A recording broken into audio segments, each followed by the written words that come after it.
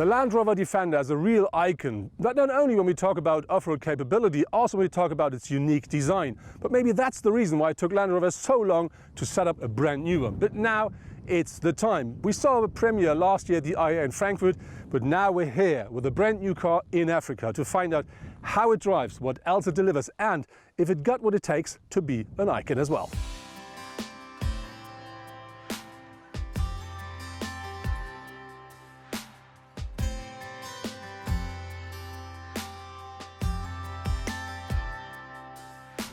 Looking around the car regarding to the materials they used and the craftsmanship, what you do find in the car is loads of nice stuff, like something that looks like carbon fiber in the doors, something that looks a bit like leather or chrome. You do also find something like screws you can see that gives the car a bit like the technical touch.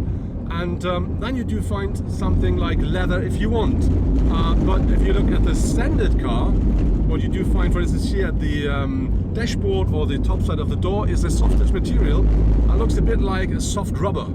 And when it gets dust on it, it doesn't look like it will last long, and it doesn't look like you may ever gonna clean it. But Land Rover told us that all the stuff in the car is designed to last forever and to be cleaned easily. To make the new Defender a very nice successor of the old Defender, the designers did a lot to make him look like a Defender. But of course the car still is boxy, but not as boxy as its predecessor, because one reason is aerodynamics. So you do find some more curves in the car, but I still think it really looks like a pure off-roader. So when you look, for instance, here, we have this very nicely shaped frames for the headlamps. By the way, the headlamps, they always come as standard with LED technology, and if you buy from the trim level HSE onwards, you will find them as matrix LED lights as well. Then you have the very nice big Defender signature here, and this special bumper. Yeah, you have to pay extra, but this really is a off-road front bumper and a winch as well if you want. And of course a proper underride protection is there as well. And something I really do like a lot with the old one, I do like it a lot here, is this up here. It looks a bit like these alloy stuff, but it's not, it's plastic. And the reason for that is not cost and not weight, it's only security, because if they get loose while an incident with a pedestrian, they look like blades, so you're not allowed to have them as metal anymore. And then we look from the front to the whole car, it really looks very massive, very solid. One reason are these wheel arches here, these plastic wheel arches. They really give the car a solid, very massive and off-roady look from the front. What I really do like with the Defender interior is the dashboard, because it looks modern and it is a handle, so you can grab nearly everywhere, and it's really very strong. And in the middle of it, the touchscreen is mounted. It looks like, it's hovering there. And what I really do like is this piece here is part of the body structure of the car. And I really like the idea, because that's, for me, that's a part of the Defender idea, to show technology and to make it touchable. And this in the purest meaning of the wording, you can really touch parts or important parts of the car. I really do like that a lot. You can see that the Defender offers the perfect condition for all upcoming adventures by only looking at the numbers.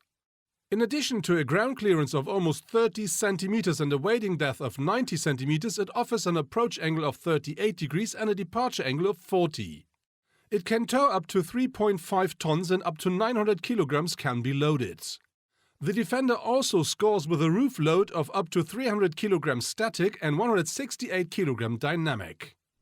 So now we drive on a track which is called Van Sil's Path, and this is some Dutch guy who found this path through the middle of nowhere.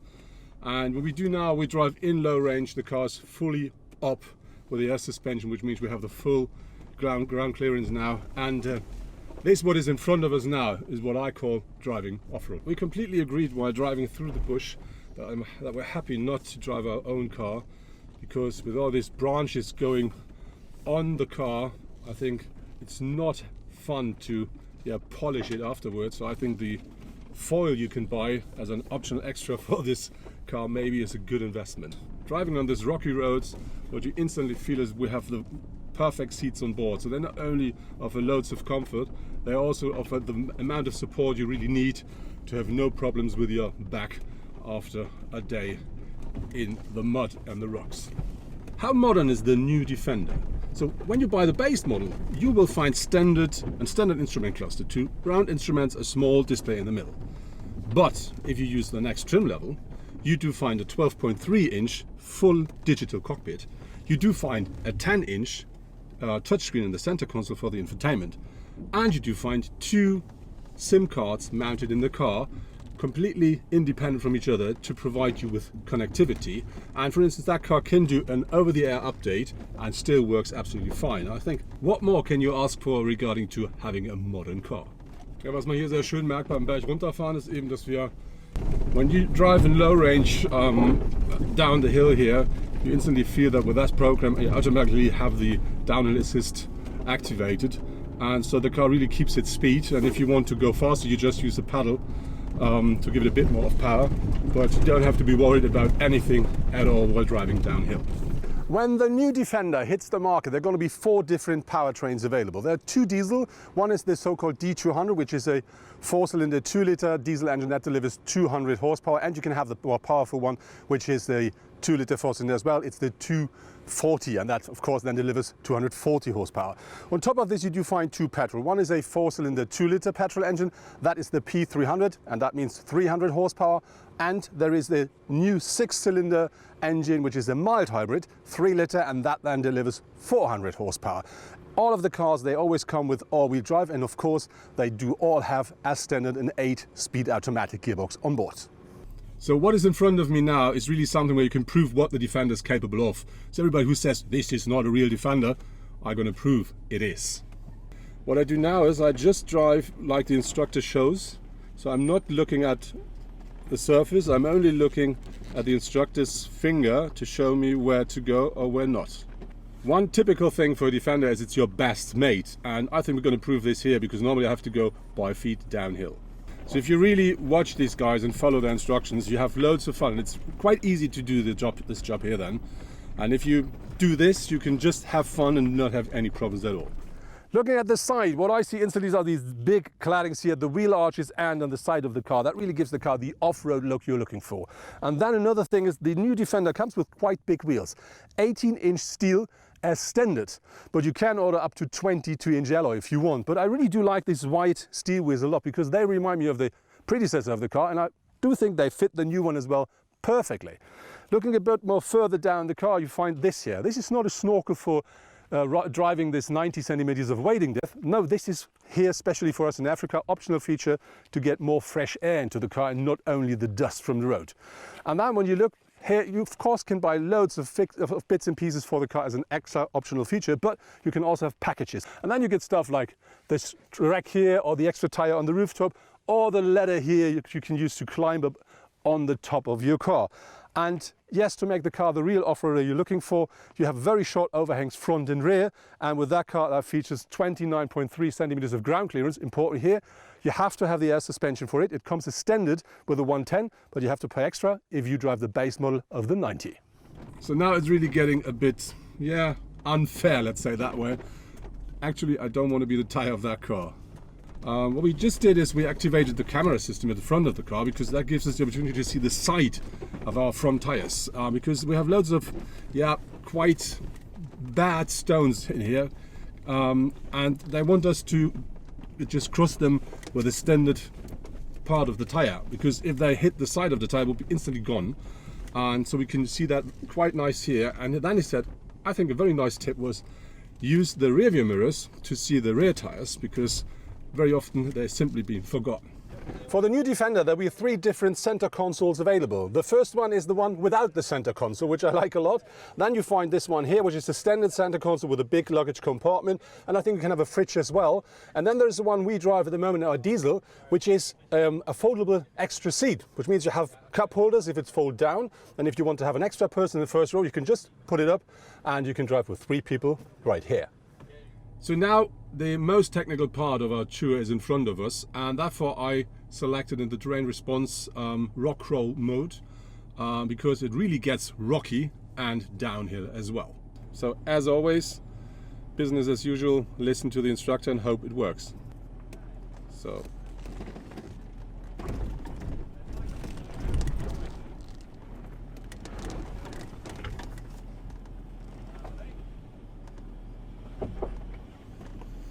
can really feel how the car works.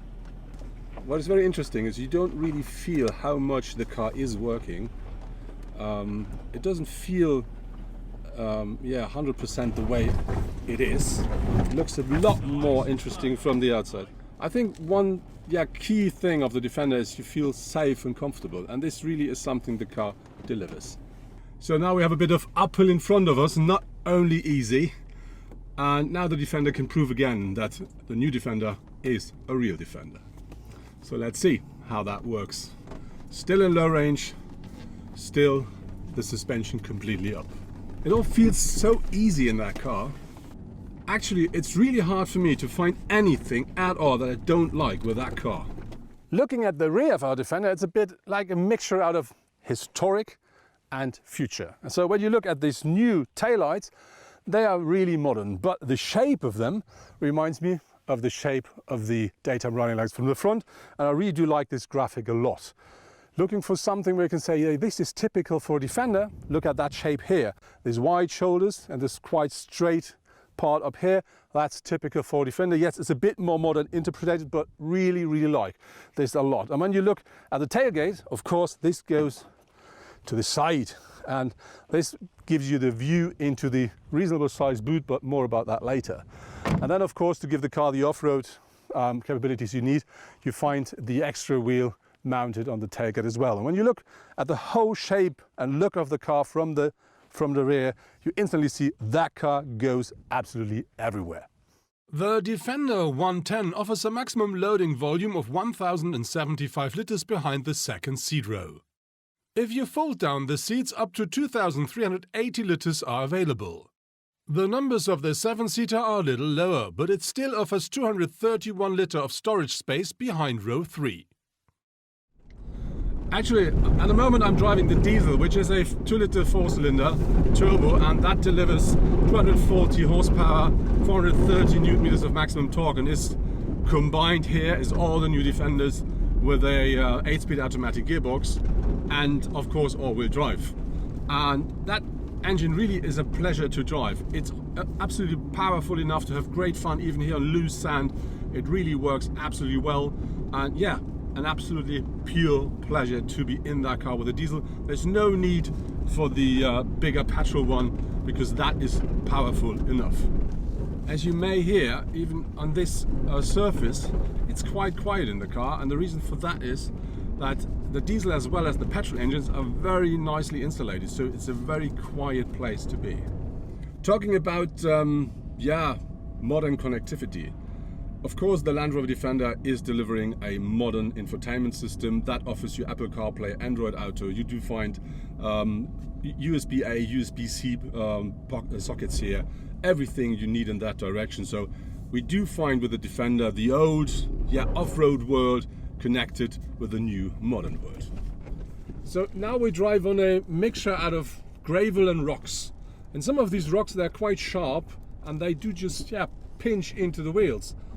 The thing is, if you have the standard surface of the tire, that won't harm it at all, but if it goes to the side of the tire, that instantly gives you a big problem. And that's the reason why we just had a short stop over to change the first of the tires, but fortunately not on our car. We have a system on board that they call ClearSign Ground View, which is something like a transparent hood. It's a camera-based system that gives us a picture of our tires moving on the ground, which is quite good if you really want to see what obstacles are in front or side of your tires. But to be really honest, while driving like now 20-22 kilometers per hour, you can't really use it because you're far too quick. But I think if you crawl and you really need to see what's in front or on the side of your tire, that's very helpful. So this is downhill now, and we can use the downhill assist easy here. And the good thing is we can adjust the speed of the downhill drive with the buttons of the cruise control. You just go minus, and you set the lowest speed, and that really works completely smooth and easy downhill. So we're here at the Skeleton National Reserve Park, and as you see, very nice. And you're not allowed to drive in normally, but we have permission. And interestingly, this is a desert, sand desert.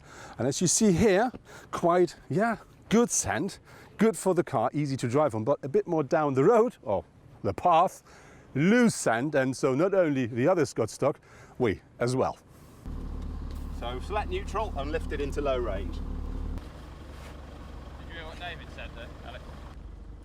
Yeah. So again, just creeping just to get onto the ladder. Cool, you're on, stop. So when you're ready, So you mean push it Yeah. instantly. go. So full throttle.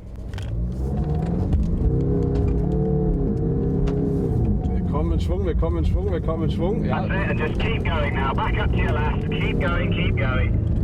Jetzt haben wir den Schwung, den wir wollen. Okay, keep left. And Jetzt können wir wieder zurück in den Track und können zum anderen fahren. During our trip through the Skeleton Coast National Park, we mostly followed an almost completely dry river.